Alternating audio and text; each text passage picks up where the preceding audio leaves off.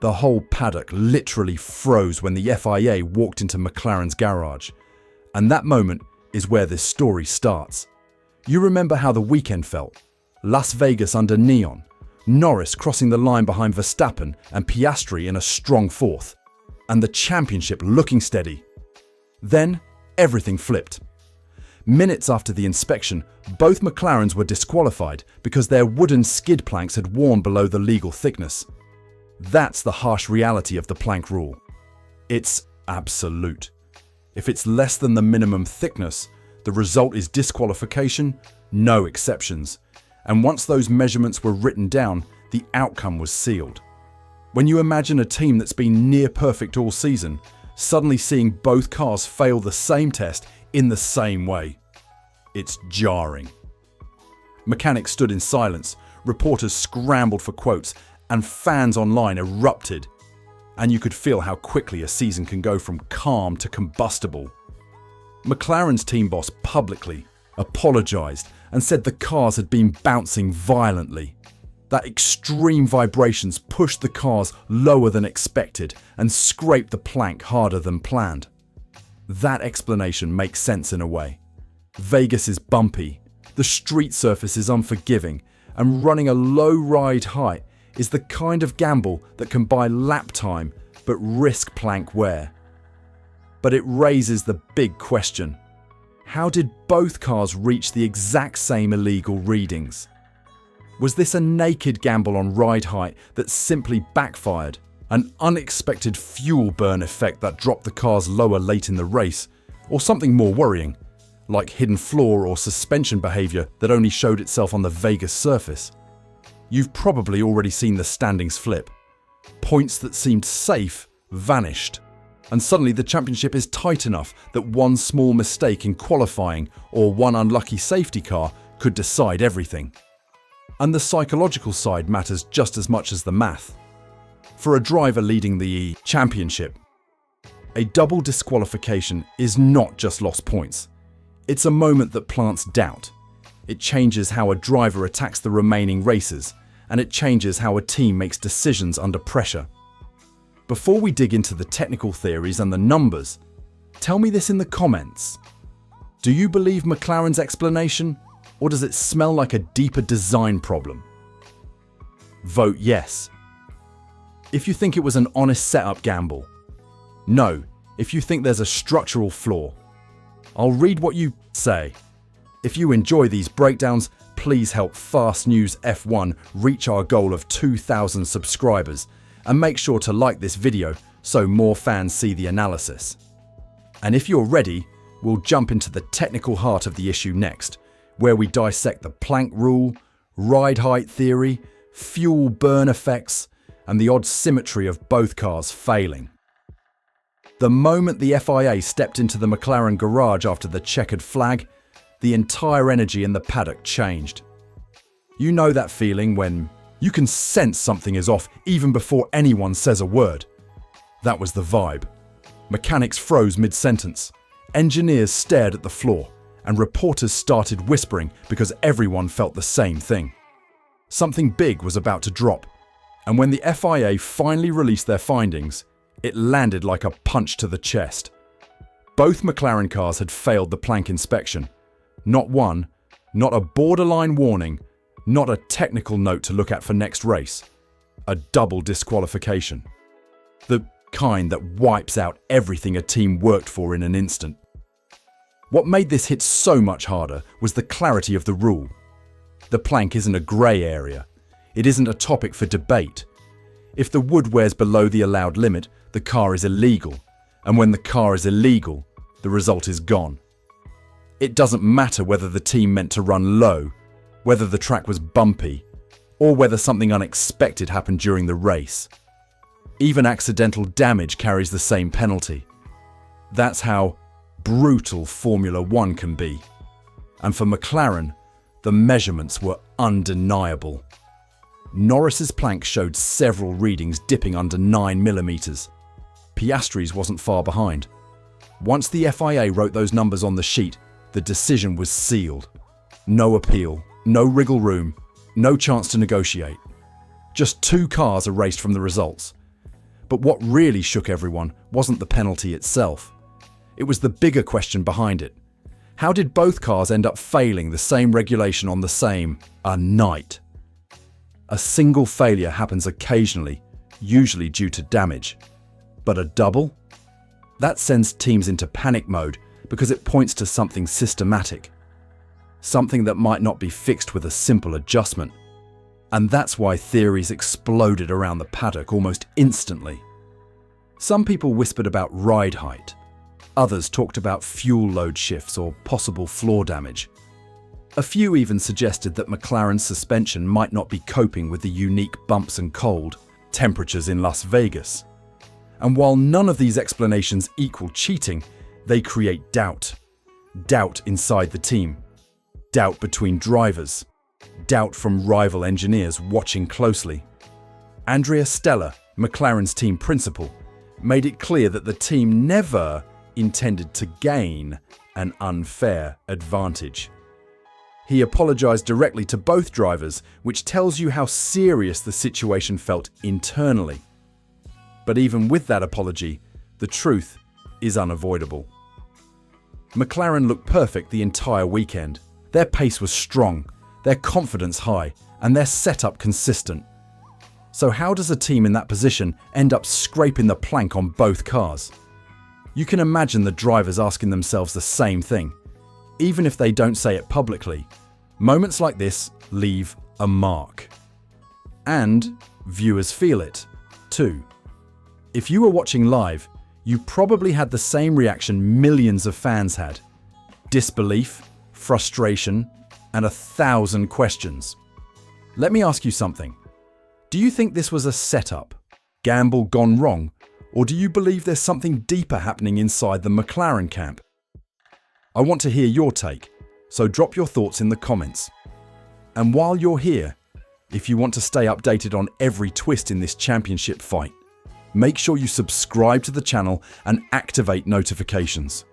Your support really helps us push toward our goal of 2,000 subscribers and keeps this community growing. The impact of this ruling didn't stop with the garage. It immediately reshaped the championship picture. Before this moment, Norris looked like he had everything under control. The season was bending his way. Piastri was close but not threatening, and Verstappen still needed something big to go in his favour. This was that moment. The penalty didn't just trim points, it wiped them out entirely. That's the kind of blow that turns a comfortable lead into a knife-edge battle. And now the pressure has shifted in a way nobody at McLaren expected. The championship. Picture flipped the second the disqualification became official.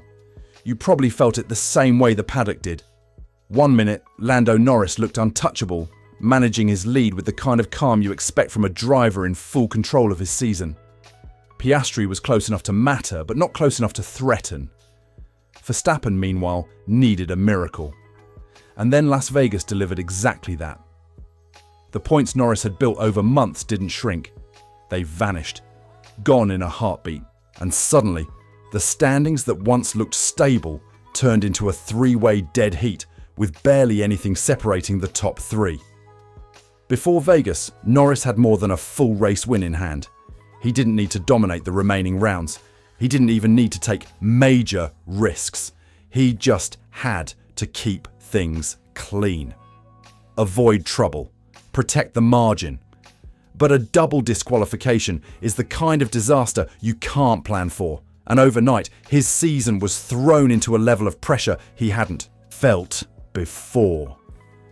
Piastri, who was fading from contention little by little, suddenly found himself right back in the fight with a second life he probably didn't expect. And Verstappen, who thrives in chaos more than any driver on the grid, got exactly the opportunity he'd been waiting for. Now, the gap between them is so small that every session, every lap, every tiny decision carries weight. Verstappen and Piastri find themselves tied, both sitting only 24 points behind Norris. And with a sprint weekend coming next, there are 58 points available in Qatar alone. The reality is simple. One bad qualifying session, one slow pit stop, or even one mistimed safety car can turn this title fight upside down again. That kind of pressure does something to a driver. It sharpens some, it breaks others. And right now, the entire F1 world is watching to see which category each of these three will fall into. You know how Verstappen gets when the championship gets messy. He becomes even more dangerous. Aggression becomes an asset. Confidence becomes a weapon. He'll push harder because he sees weakness, and he knows this is probably his best shot at clawing back a season that looked lost not long ago. Piastri, on the other hand, now has permission to take risks he wasn't allowed to take before. Earlier in the year, he was the steady support within McLaren, the one who kept things smooth while Norris carried the points lead. With the standings reset, that dynamic disappears. He's fighting for himself now. And that means strategy calls could get tense, team orders might get complicated, and wheel-to-wheel moments between the two McLarens could define the entire season. Inside McLaren, the atmosphere has shifted, not in a dramatic, explosive way, but in a way you can feel. Drivers never forget moments like this. They remember when the team cost them points. They remember when momentum slipped through their fingers due to something outside their control. Even if everyone insists it wasn't intentional, the tension is there, and it grows when rivals smell blood. Mercedes suddenly feels revived. Russell's inherited second place gives the team a boost they were missing. Young Kimi Antonelli, with that unexpected podium, gets a wave of confidence that could change the way he approaches the final rounds. Ferrari, with nothing to lose, becomes the wildcard no one wants in their mirrors. And Red Bull finally feels aligned behind Verstappen again, knowing the door has opened just enough for him to charge through it. Let me ask you something. Out of the three contenders, who do you think handles this pressure best? Norris, Piastri, or Verstappen? Give me your pick in the comments. It's always interesting to see how fans see the mental game, because that part of the championship is invisible from the outside, but absolutely critical on the inside. And before we move on, make sure you subscribe to the channel if you're enjoying this breakdown. Your support helps us reach our goal of 2,000 subscribers and keeps this community growing with fans who love following every twist in this title fight. The next phase of the story dives even deeper, because once the paddock started studying the data, new theories emerged about how McLaren ended up in this mess in the first place. And those theories raise questions that may matter even more in the final two races. Once the results changed, the ripple effects hit the rest of the grid almost immediately, and that's where this story gets even more interesting for you as a fan. Because a single decision suddenly hands opportunity to teams that weren't even in the conversation 48 hours earlier. Think about Mercedes. George Russell inherits P2 from Vegas, and that kind of unexpected boost does more than just add points. It gives the team momentum, confidence in their race strategy, and belief that podiums are back on the table. Momentum matters in F1. It changes the way engineers approach setups and the way drivers push on track. Then there's the feel-good subplot. Young Kimi Antonelli waking up to a surprise podium. For a driver early in his career, that sort of lift can reframe the rest of the season, draw sponsors, and make the team rethink its driver priorities. Red Bull, watching Norris's lead evaporate, suddenly smells blood in the water. They know Verstappen thrives in chaos, and now everything they do is calibrated to turn that chaos into a championship swing. Ferrari, too, goes from spectator to spoiler overnight. With nothing to lose, they'll be aggressive and unpredictable, and that's dangerous for anyone trying to protect a narrow lead. Midfield teams also get to play a different game. More risk, more strategic gambles, and the chance to harvest points while the big three battle each other. For you, that means the next races could be the most entertaining stretch of the year. More overtakes, surprise strategies, and dramatic comebacks. But there's another layer, the psychological game across garages. When a team that looked untouchable suddenly looks vulnerable, rival engineers start poking at every weakness. They'll study McLaren's telemetry, look for patterns, and hunt for the exact decisions that led to plank wear. That scrutiny can force McLaren into reactive choices in Qatar, changes they might not have wanted to make. And those reactions often cost time. So here's a quick interactive question. Do you think Mercedes can convert this momentum into a double podium in Qatar? Vote yes or no in the comments and explain why. Also, name one driver you now think will cause the biggest upset in the final stretch. I'll highlight the most interesting picks in the pinned comment.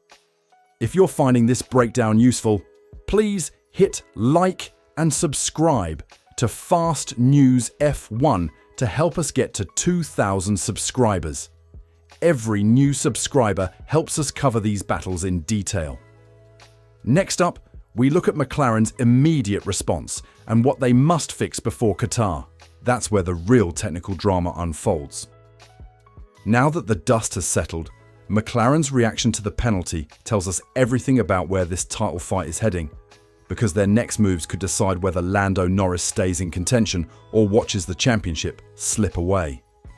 Inside the team, engineers have already fast-tracked a full review of the plank wear issue. They're breaking down every millimeter of data: ride height traces, curb impact patterns, chassis load distribution, all of it. And here's the crucial point. They now have to go into Qatar with a more conservative setup than they prefer, simply because they can't afford another legality infringement. That usually means sacrificing peak performance for safety margins. So while Norris has been the fastest driver on Sundays recently, that raw pace might get locked away behind stricter limits. On the other hand, Red Bull sees opportunity, and Max Verstappen is already applying pressure. He's pushing his engineers to run more aggressive setups, aiming to capitalize on McLaren's defensive posture. Mercedes, energized by that surprise podium boost, isn't out of the picture either. George Russell and Lewis Hamilton both know Qatar is a track that rewards precision and tyre management, two areas Mercedes has quietly improved. If McLaren plays it too safe, they risk being jumped by both teams. And here's where you, the viewer, can weigh in. Do you think McLaren should stay conservative to avoid another penalty, or go aggressive and risk everything to keep Norris alive in the title fight?